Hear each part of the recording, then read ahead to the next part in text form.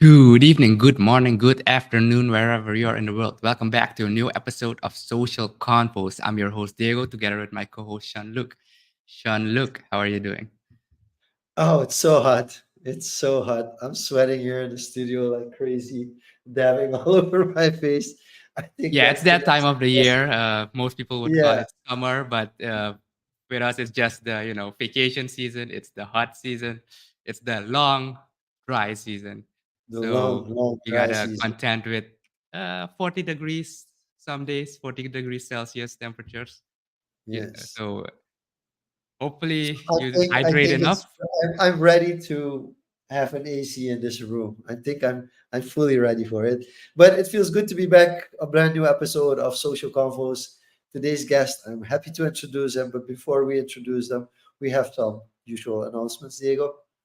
Yeah, with that being said, don't forget to subscribe to our YouTube channel at youtube.com/convos. We're also on Instagram at convos. And most importantly, don't forget to subscribe to our newsletter at convos.substack.com. That's where you can find all the old episode and basically read and listen to your favorite guests.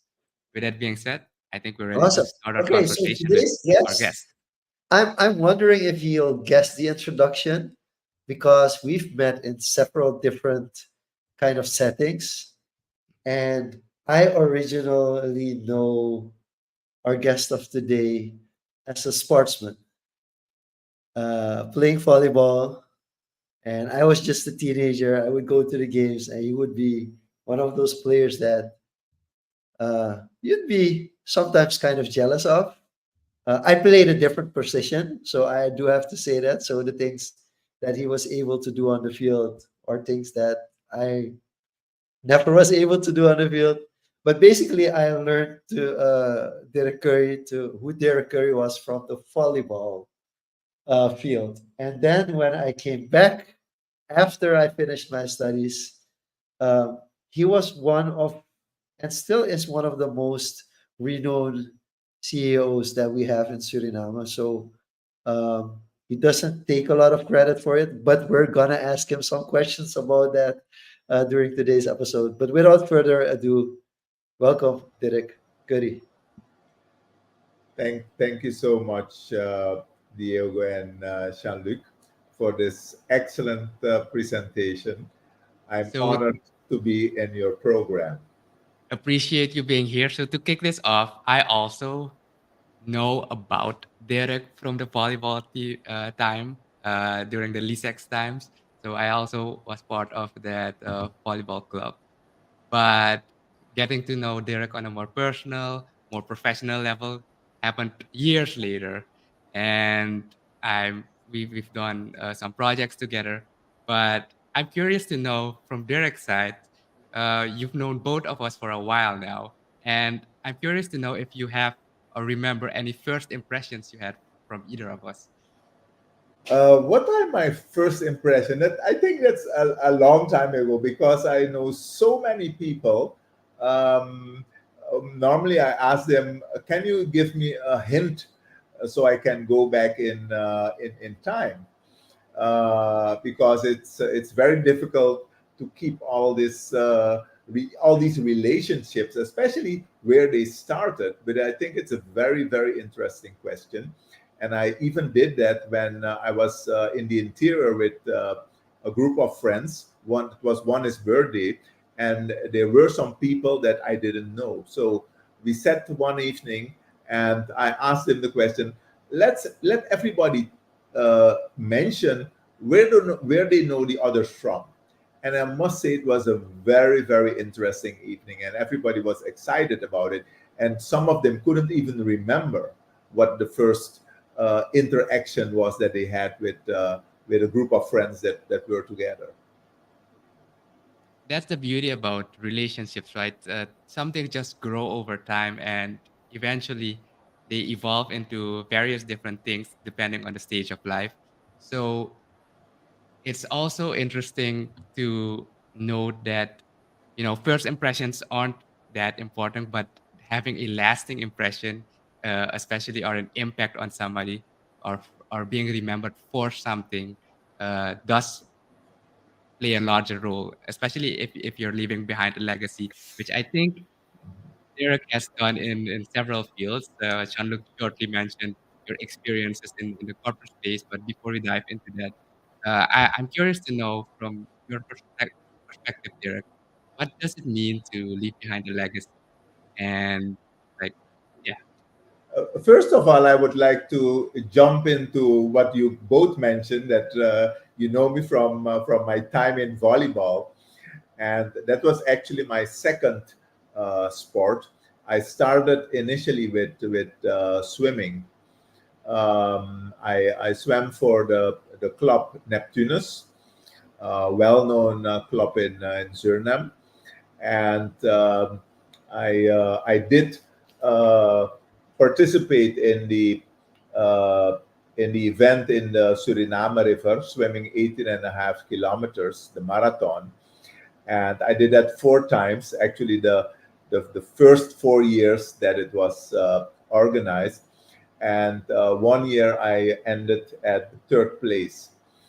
But when I was in high school at the Lyceum A, I joined the volleyball team.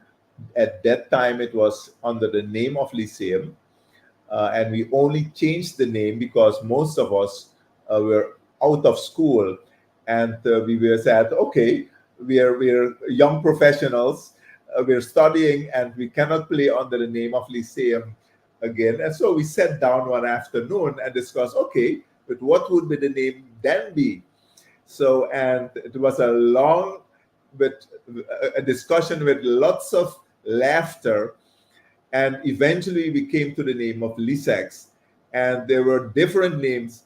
The first one was Lysex, and we said, no, we cannot do that because people Oh, okay, okay. will not think about volleyball when So we think. there is a connotation there that has something to do with what it sounds like. That's good to know.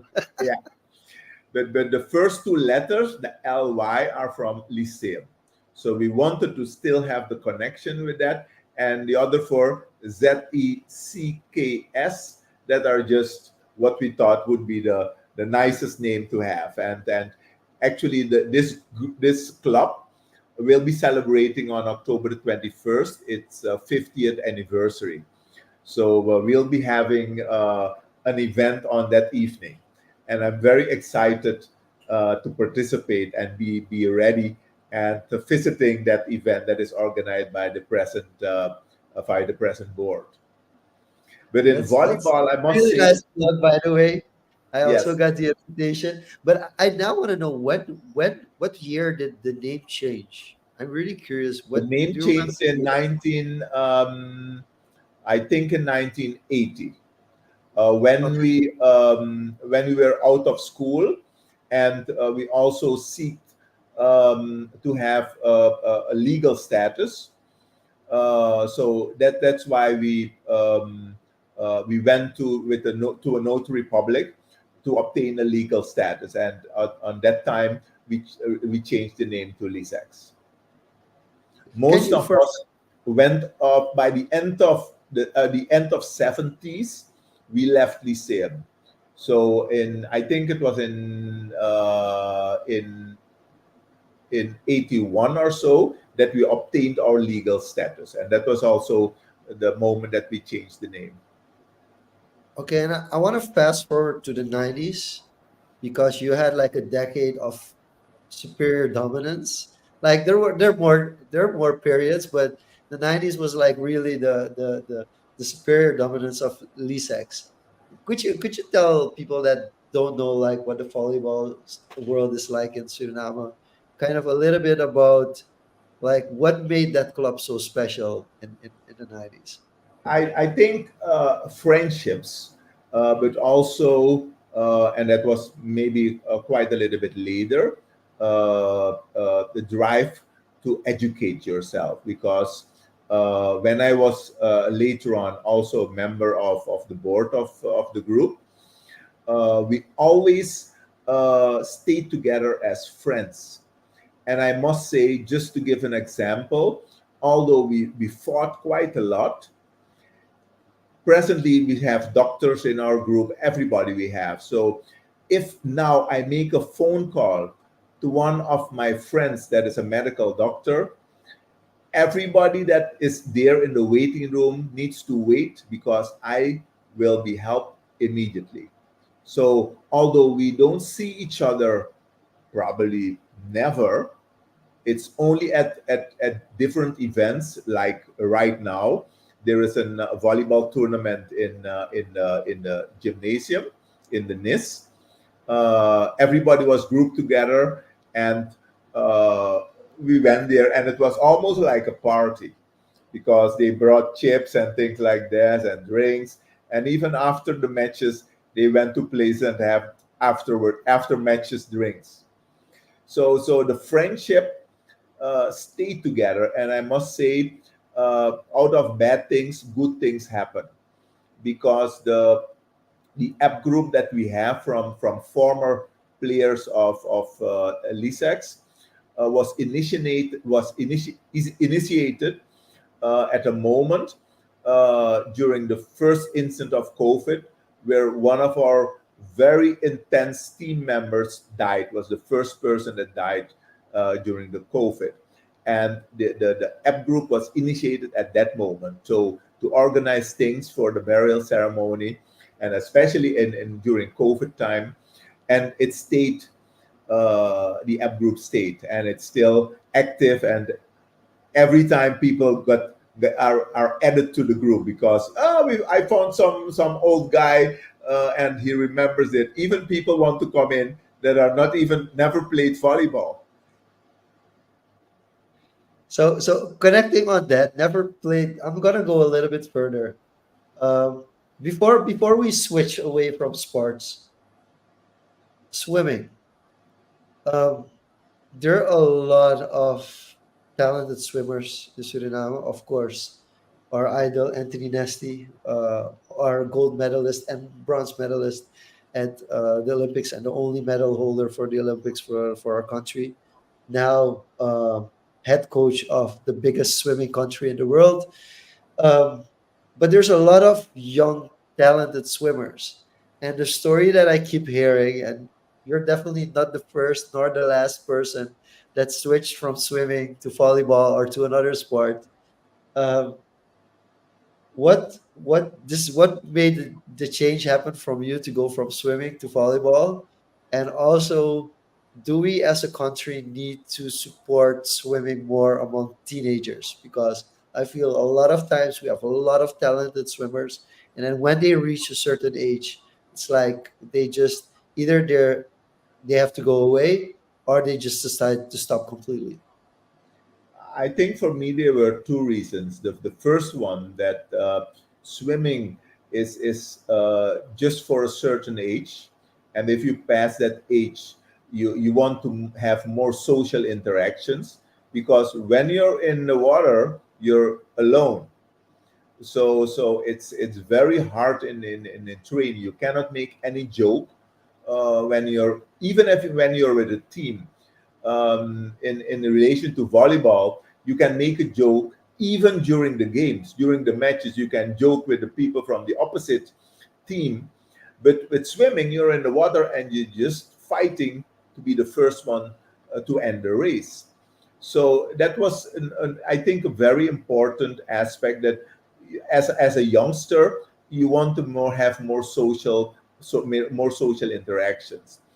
A second very important point, that when I made the shift, was at that time the volleyball group Neptunus was really in a bad stage. I was actually the only one of the 4 or 5 members that I were only still swimming for Neptunus. So that really made it, and only later on it was recovered from that stage. And at the same time, when I was in school, they started with a volleyball team. So, and we made new friends there, and that, of course, uh, took my attention because there you could make jokes, you could go to the movies. So we did also everything as friends. In swimming, I didn't have that experience. The only experience that I had, and that was still a great experience, and we still have also for Neptunus, the old members, a WhatsApp group, and that is a group from people that are much older than me. And we went to every year we went to Krakow for 10 days, and sometimes we were 10 days not sleeping because if you were sleeping, they came with Colgate to put it into your eyes. So it was terrible. So you were afraid. But of course, in the last days, you couldn't hold up. So you automatically fell asleep. So you can do everything you want. You couldn't go back home without any Colgate ever one of those days. But it was a great, great experience. I remember the Colgate pranks from my high school days, and it's great to hear that it dates back.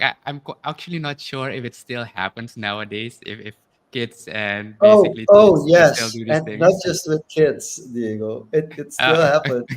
Yes, trust me, it still happens. so But more popular is the ice water and yeah. just playing randomly loud music at 4 and 5 a.m. in the morning. So I wanna zoom in on something you mentioned, that switch from swimming to volleyball. And the important thing I got from that story is basically that social engagement, that social interaction, because swimming is just you Yeah, versus yourself and the water, basically. yeah. And with volleyball, it's social interactions. So I want to broaden this topic a bit more. If you look at especially your experiences with, sports, but also with in the business space, and also the advancements of technologies you mentioned. Each of the clubs you are in has a WhatsApp group now from members from decades ago. So, how would you say that social interactions between people has kind of evolved and changed over the years?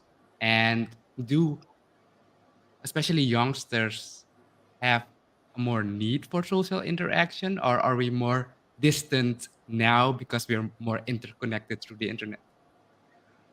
I think it's a very, very important subject that you just mentioned. Uh, and Jean-Luc knows because I asked him to do a presentation on the subject of uh, the impact of generational impact of social media. Um, so I had the opportunity to be at the grassroots of introducing social media as putting the infrastructure there so everybody could make use of social media. But I must say, from the beginning on, I had some doubts on the positive impact of social media. And that's really the basis of what we started then as the big event we had in the vacation, um, Got Talent, because I wanted to know or send a message out to youngsters that you have the smartphone as an opportunity, but don't forget that there are also other kinds of possibilities to interact with each other. So we did things that they needed to do, and I must say that the kids loved the Got Talent show. So I know Still that love it. We social still want it back. The yeah, whole country still wants it back. yeah. The social interaction, in my opinion, the Got Talent showed the positive impact of having social interactions. And of course, social, all social aspects in terms of the technology are welcomed. But we need to use them as enhancement of other social interactions. And what is normal, but what you see happening is that it doesn't is it not used for enhancing it, but almost replacing it?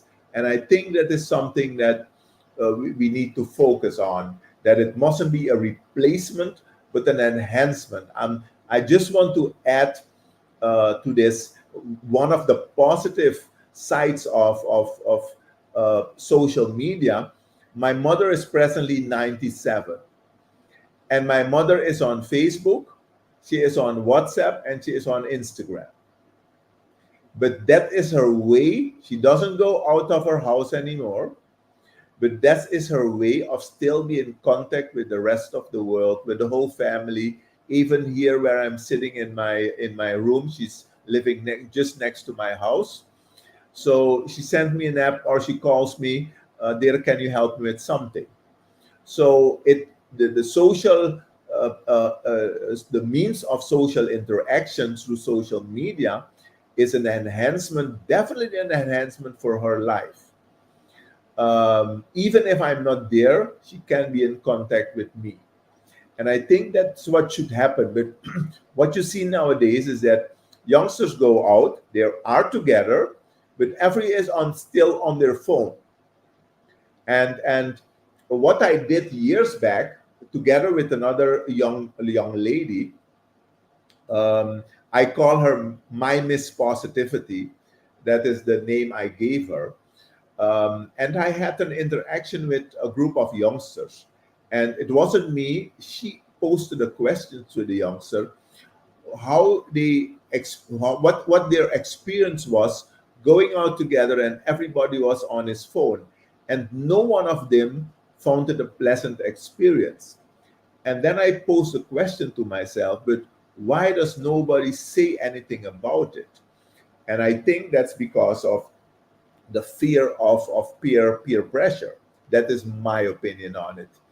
um, because for me, friendship is when you're together, you don't need your mobile phone to contact, because if we're together, we want to spend time together, and not being together with you, but at the same time being together through my phone with other people or in other interactions. So how do you um, put your time? What is the focus that you give to friendship? I recently listened to an interaction between two excellent guys. One is Simon Sinek. They were, and the one is the guy from South Africa. I forgot his name, but they were in a social interaction or an interview about the subject of, on the one hand, success, and on the other hand, friendships. And are you successful when all the time you postpone meetings with your friends because you have business meetings? And are you missing out on something? Yes or no? Because when you're in sick, it are not the business people that come to your sick bed. It are the friends who will come to your sick bed. So they won't postpone a business meeting to be with you as a friend. So I think, and what a very important point they made is, actually there's no program how to learn to be a good friend, and we never talk about it. The question is, how frequently are those groups of friends talk about what, how do we experience the friendship, or what should we improve to improve the friendship? Should we have more regular conversations? Do we have to talk about different subjects? So but I think in Suriname, we are afraid to talk about subjects that what we think are could be painful. In that sense, people are afraid of vulnerability. That's I definitely would say. definitely true. So on that last part, you bring an important thing. What does it mean to be a good friend? So I'm curious from your end. You've had a lifetime of experience. You've been in different clubs, and if you had to look at all your social engagement, your close friends, what are things that you could distill it down to? Maybe two or three things that or commonalities between most of their friends or friend groups that they have, some values or some norms that they kind of inhibit. I think trust in the relationship is very important, but also the fact that you know when you're in need, you can pick up your phone and they will be with you.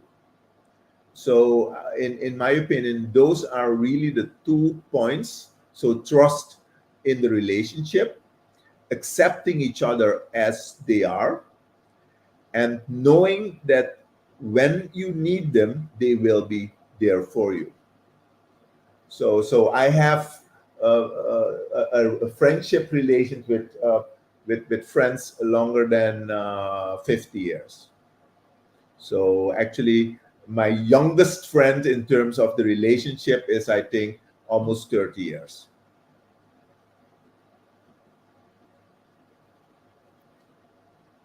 Okay, there are two directions I want to go. Um, but first, let's continue the discussion on values a little bit more, because I think what you mentioned, there's some interesting things there. Because you are also very a frontier in looking at the norms and values of our society, aside from just taking your phone and staring at your phone the whole time during a conversation with a friend.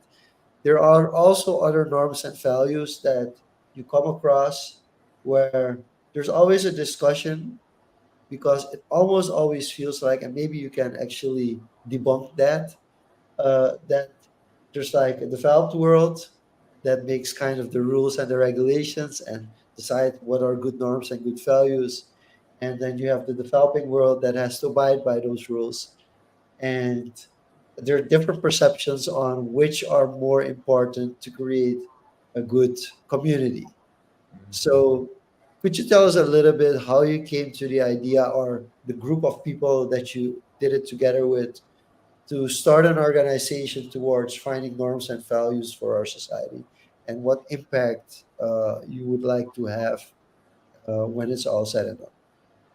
It all started when I initially read a book that was written by one of the members of the board, Jean-Pierre Collane.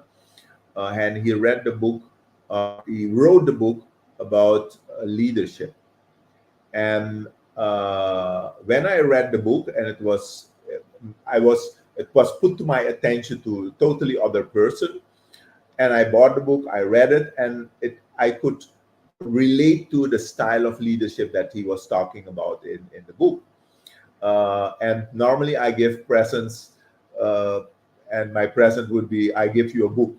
So I give most probably 10 or 15 people, I give that book as a present.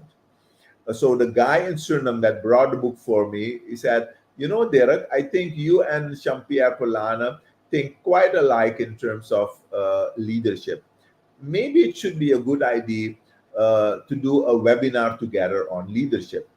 So then we had a meeting arranged in the midst of COVID in January of 2021 with 3 people. And the meeting started with let's do a webinar on leadership. But we wanted to have a big impact on leadership. And during the conversation, I told them, I think my mom was then 95 or something. I said, if I go to my mom and ask her, "Mom, are you a leader?" Most probably she will tell me no. But she is the best leader in my life. So we did this, we proceeded with a discussion and ask amongst ourselves, but what are at the basis of leadership? And that's where we came down to values. And we said, if we talk about values, we can connect to each and every one. And we can have this conversation with each and every one.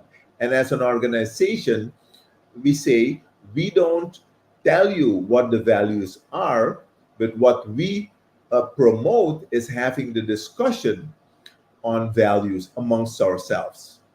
So we need to agree on what we think as the most important issues of leadership. And when I had a presentation of one of the of a group of youngsters, I think it was a JCI group, and I had a presentation about the organization and what we promote as values. But then one of the members posted the question to me, but Dirk, in Suriname, we have different ethnic group, we have different races, and all have their values. How do you look at it? And my simple answer to her was, you know, I'm only talking about Suriname people. And when we would talk about Suriname people, that's also where we had a discussion with the Minister of Education, that there must come something like, what does it mean to be a Surinamer? How do I identify that someone really is a Surinamer? Not by his or her passport. No, what are the values from someone that who is a Surinamer? What do we perceive as the values from us being a Surinamer, a Suriname inhabitant? So I think that's important. But most importantly, it's the discussion that we will have amongst each other. So I can tell you that we're in preparation of and just before this session started, I was on the phone with a company to seek for a location, because on October the 18th we'll have a dialogue. We're in preparation of that. A dialogue amongst all political parties will be invited to have a dialogue on values. And really, we wanted to inspire them and let them put focus on values during the campaigns going up to May 25th, uh, 2025. So that is really how it's where it started. That we initiated the organization. The first meeting was in January of 2021. The group grew, and in July of 2021, we also obtained our legal status as an association, as Stichting Vitrus Ranam. I think that's a very important question to pose to what does it mean to be a Surinamer? But then that brings to me the question, is it only for Surinamers or is values something universal? What Values is universal, and I must say that the first book that I read was from Jean-Pierre Collana, and Jean-Pierre Collana wrote a second book, and that was really related to the fact that he was also a member of our organization, and the title of that book is The Soul of a Nation. And that book goes about a journey into the past, present, and future of Suriname values. And here he also makes statements not only about Suriname, but also the importance of values in other countries. So there is a values assessment that has been done, I think, by on Gartner based knowledge, and that assessment was also done in Suriname. So we also made use of that information. So values is not something that is for one country. Values can differ. I just want to give an example. In Suriname, we're used to people that are older than us, higher ranking in offices, to call them Mr. or Miss or director or whatever by his or her title. And in the Netherlands, it's Jan, Piet, Frank, and Dirk, and Jean-Luc, and Diego. But when you say something, Mr. Diego, people say, why you call him Mr.? It's Diego. So, but it's not so that the one value is better than the other. It's what we agreed to. So was, that is very, very important. But but there would that are be a value or a norm? that is a norm. Sorry, that's a norm. but the value is respect. Yeah. Okay. So Not when I call you Diego, I do not respect you. yeah, I think that I think that part's clear. But then the follow up I want on this discussion, very interesting discussion, and curious to see about the data further. But bringing values more on a personal level, I'm curious to what you found why youngsters. I hear you guys will have a dialogue for political parties, but on an individual level, especially, why is it so difficult for most people to articulate their values, to put that into Because actual words? yeah, because I think people don't think about it. You know, in my professional life, I also do business coaching. And for me, I have two personal values. The first one is freedom, the second one is respect, and the third one is righteousness. Um, my first question, or one of my first questions, is getting to know yourself. And what I mentioned about the personal values is that it's your ethical direction. It's your ethical GPS for your life. If you really know what your personal values are and make sure that those personal values are your foundation. You know, the higher you come up in an organization, the more difficult issues that you meet with. And everything, how difficult it is, i I touch everything based on my values. Am I still on my ethical lifespan that is in my foundation? But people don't think about it, and that is one of my first questions. Who are you? And one of the sub questions there is, what are your personal values? So, who are you? That is my first question. The second is, what do you want out of life? Where do you see yourself in 1, 2, 3, or 5 years? And the last question is, but why do you want that? Talking about legacy, and that there I post the last question. Write down what you want people to read when you lie in the coffin at the end of your life, and that is of course the most difficult one, but it brings you really to think about, what am I doing on this earth? What do I want to leave behind? And it could be because it's very personal. It can be, I want to be the best father for my kids. So if you're never at home, you will never be the best father of your kids. So if that is your basis, make sure you spend more than enough time with your kids. But it's something very personal, and that's why it's called also your personal GPS.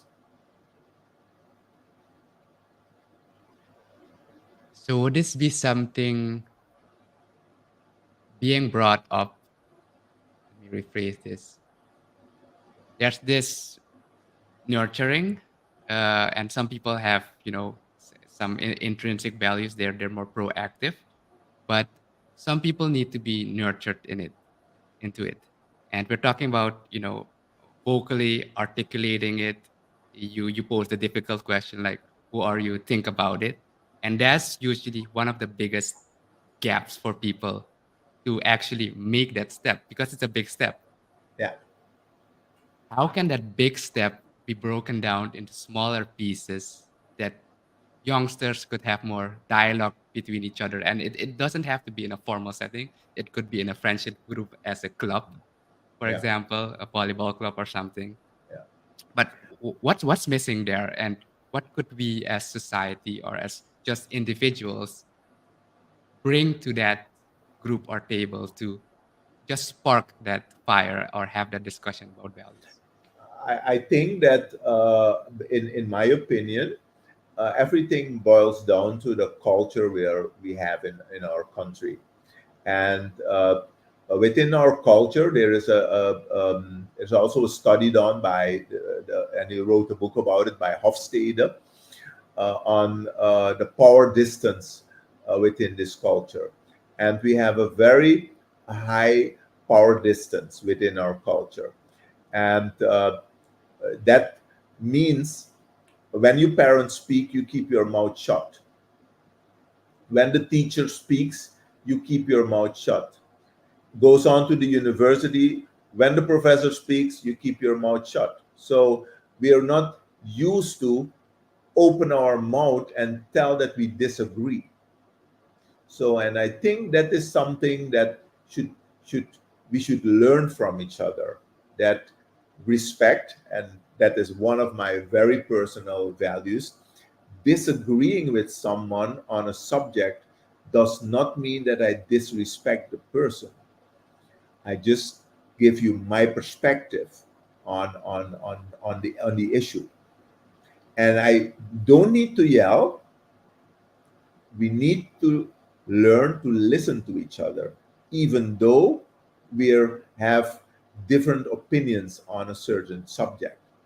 So we need to learn how do we discuss things with each other, even how painful they are. A second point is not with respect to power distance, but with regard to um, the point of um, we don't learn how to discuss painful issues amongst each other. We don't We're know how afraid to of deal with stepping trouble. on toes.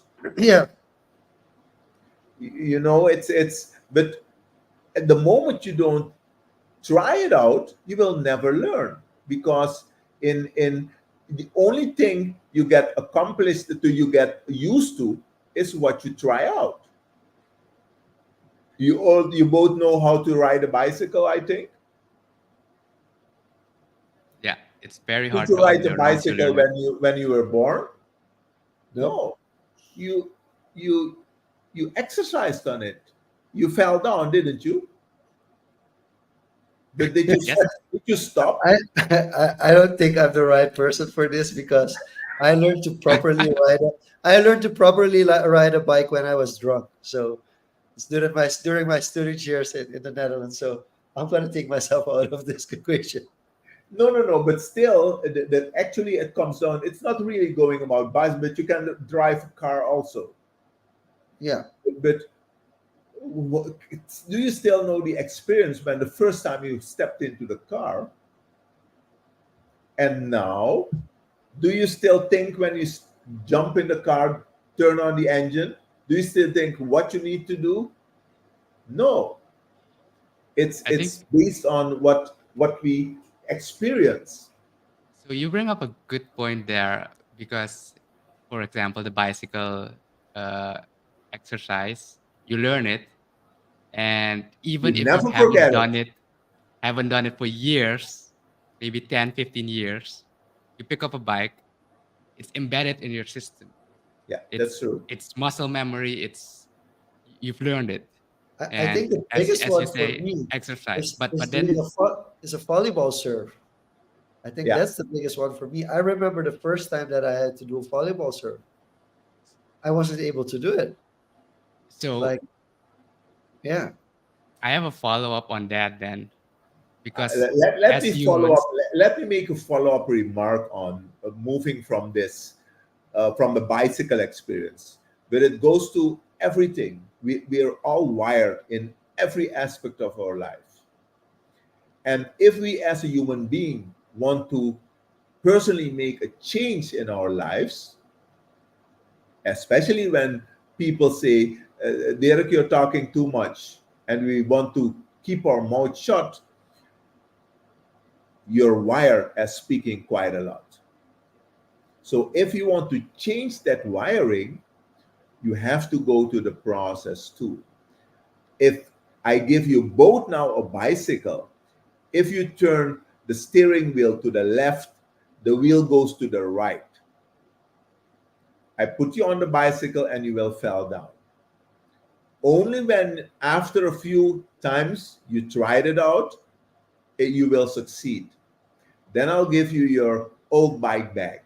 Now, then you fell down from that bike. But very quickly, you relearn again to be on that old bike. So, what I mean by this is the personal change process is the most difficult process there is. But it starts with, am I willing to make a personal change? And I can tell you, it does quite a lot of pain, because we are all on a habitual stage. Everything we do every day is based on habit. Yeah, that's what I was So, about to mention. As yeah. people, So, humans, we are creatures of habit, and habit, definitely. So, if you want to change something, it must be with the mind. But having the mind only will not change it. Let's say, okay, I want to be on a diet. I'm not going to eat rice anymore. It still didn't happen. It only happens if I really don't eat rice. And how will I change that habit? Or I won't eat chocolate anymore, but I have chocolate in the fridge. Before you know it, the chocolate is in your mouth because it's a habit. so I want to go a layer deeper, and Yeah. maybe we've gone too much into the values, and I want to go a layer deeper. So we talked about changing behaviors here in this example, and the process of changing from the bicycle left right. It's you learn it faster because the principal concepts are the same, Yeah. but it's a small change, so Yeah. you can adapt to it faster. Then my next layer of question is the concept of unlearning something even possible? Because then we're not talking about doing a minor change or a change in behavior, but completely unlearning. Can I unlearn to ride a bicycle?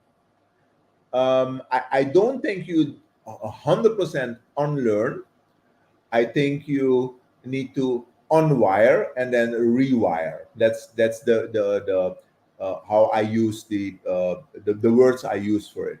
But even if you're unwired, in the back of your mind, it's still there, and that comes down to what I mentioned about the bicycle. If I give you a bicycle that operates differently, the moment you get your bicycle bag where you were initially trained on, it goes very fast that you are able to do on that. Because what is very difficult is, I've been a swimming instructor for years. And what I learned there, I had a student that that had a not a not good with one of the how do you call it, one of the een van de slagen, um, One of the strokes. one of the strokes. Yeah. He used a not good, his feet were not operating properly. So I was next to the bat. He was in the swimming, and as long as I was talking to him, it was okay. The moment I shut my mouth down, he went back into the bat shape of his feet, and it took, I think, maybe a month. And suddenly, when I stopped talking, it stayed. So there is a moment when it sticks in the new stage. And I know that there has been some study done on this. How quickly can you learn something? And I think it's, you must repeat it 30 or 40 times, something. I know that there is a study on this subject. What is the best way to learn things? It's to read it, but also to listen to it. That is, of course, material things that you read. But the other part is practicing. Jean-Luc spoke about the volleyball, not the spike, but Serve. The the serve. serve. Yeah. You must learn. It's and everything is practice. You know what I say to students? The best thing you can do with your diploma is put it in a nice frame and put it on the wall, because that's the only word it has. It has no other word at all. You put it on the ground, so it has a less word. You know, the word lies in the practice. What you do with the theoretical parts that you learn, how you bring them into practice. That is the strongness of education. So the relation I bring from that whole part is basically unlearning, unwiring in your words. You need to rewire it with something else to fill that void. Otherwise, the trap to relearn it again or pick it up again is always there. So You bringing this know, back to values is, if you have certain values or you're still exploring what your values are, or you want to change your behavior, you would need to find or define something clearly to fill that void that you're removing. but the first step is the willingness to do it, because you can learn nothing to someone if they don't want to learn. They must be willing for the process, even if it's a change process. So, what you're talking about, the unlearning, the willingness to do that starts with the individual. And let me share an experience that I had very close in my family, and that is being addicted to drugs. Addiction is something I personally cannot understand. But still, I know the fact that people can be addicted to drugs. And it's not something rational. And what professionals told me, we don't know people who are not addicted anymore. We only have people who stopped using. They will always be addicted.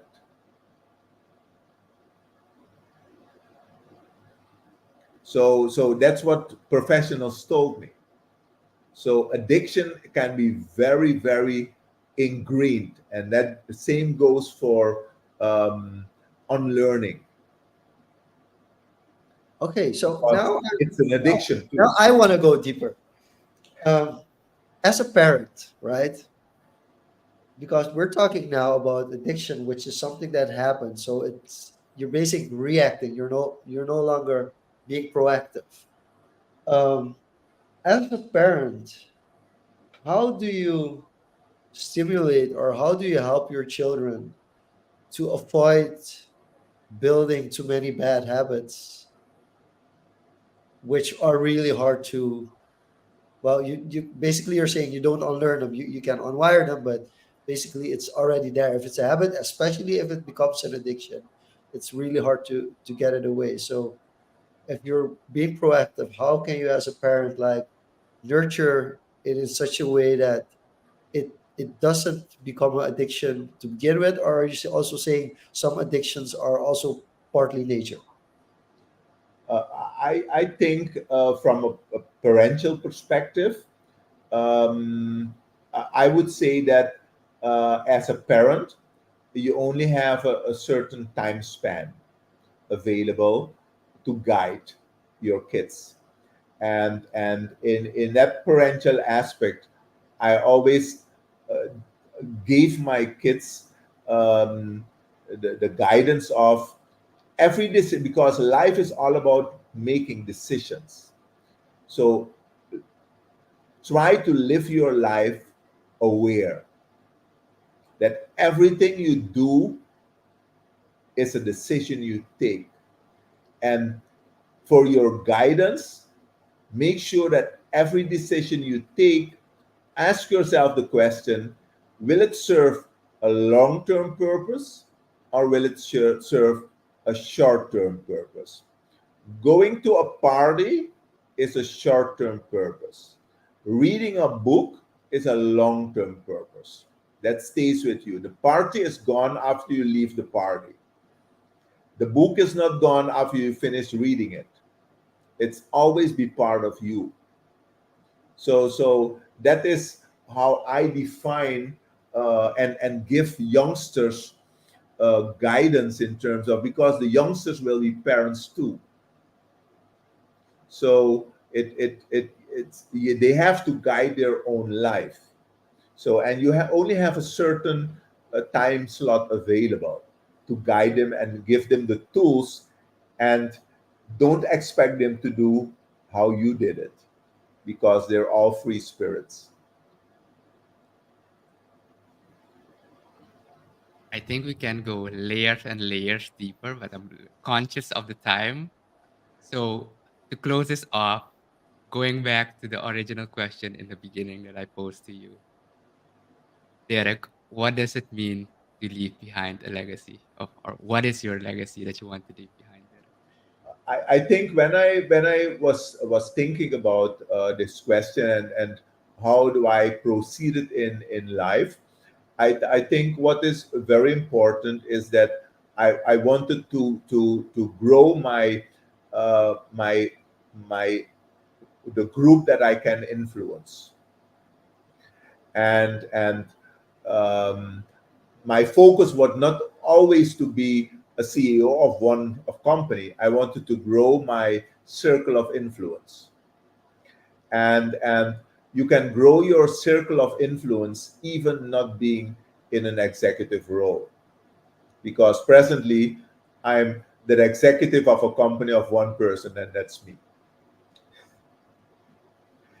But still I'm trying to influence other people, and the legacy I'm looking for is I learned something from Dirk, and he helped me with something, even as his my study, the choice I made it in life. Every kind of choice people make in life, it's based on a certain guidance for themselves. And for me personally, what I tell each and everybody, the most important thing in life for me is to be happy. That is my legacy. What people tell, it was a happy person. He was always laughing, and he was always smiling, and he was always in for a joke. Yeah, I think that's the perfect way to close off this episode of Social Convos. There are probably a lot more questions. We've changed the setup, people. So even though we're live, we're not going into the questions anymore. I really want to thank you, Derek. There are so many other topics that we could discuss. If people listened or watched this episode, they want to reach out to you. What is the best place to reach out? The best place is I'm on Facebook, I'm on Instagram, I'm on LinkedIn, and my email address is dirk at yltconsultancy.com. Okay, we'll make sure to put that down in the description of this episode. Again, Derek, thank you so much for guiding us to this interesting journey. Diego, it feels good to be back with Social Confos. Next week, we have a brand new episode. So thank you for tuning in. This was Social Confos. See you back next week. Same place, same time. Bye bye.